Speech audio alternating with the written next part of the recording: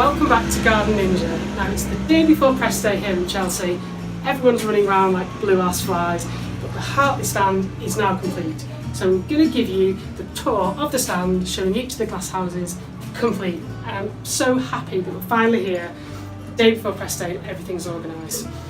So at the moment I'm stood in the Gregor Mendel edibles tent. And this glass house is meant to represent Gregor Mendel's work with peas and genetics. So over here we've got some old microscope equipment. If I turn around here, if you look down here, we've got rows of peas with the different generations labelled on them that Gregor is world renowned for. And it's a real shame with Gregor Mendel because it wasn't until his death that his work was actually officially recognised. But he led the way in showing the difference between dominant and recessive genes. So super important guy. Thanks Gregor, the inspiration was a real help. So we're going to move out now. We're going to come down to the fernery. So if you follow me in here.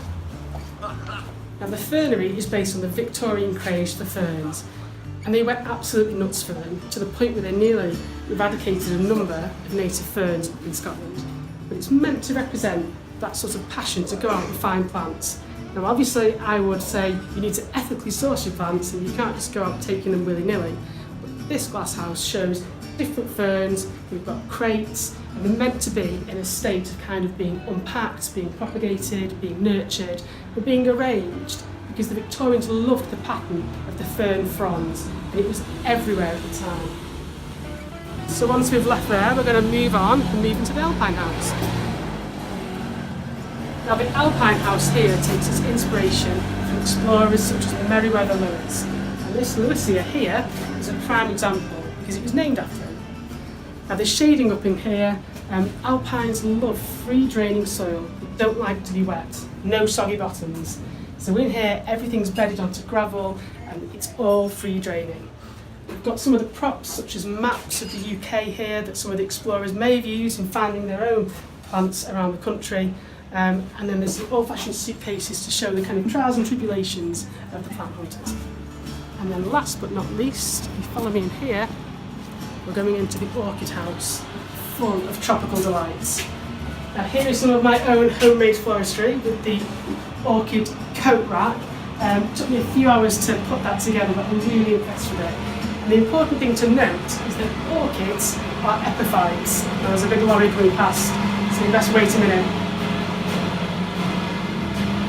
What that means is that an epiphyte lives on other structures, so it has its roots usually exposed, such as the orchid roots that you can probably see down here, and it will cling to other structures. So they like humid conditions, they like to be sort of in a misty environment, they don't like soggy bottoms. So when you water them, you really are just going to be misting the roots and making sure that they're green and not grey. So the whole selection of orchids here, we've got this really beautiful specimen here, I don't know if you can see that. Again, more crates trying to show that the plant hunters would have brought things back on ships primarily, in crates and hessian. There's some air plants over here as well, and I'm really impressed with this one. I think it's really nice. I'll quickly take you out and show you the externals. So as you can see up here, we've got the woodland theme, which is meant to show out of the woods and into the glass houses. We've got a load of different specimens, some native, some not, to give that sort of creeping, slightly out of control woodland theme. So that's about it. So I've been Garden Ninja. If you like this video, why not subscribe to my YouTube channel where you can find more gardening hints and tips on design and much more. Thanks for watching and happy gardening.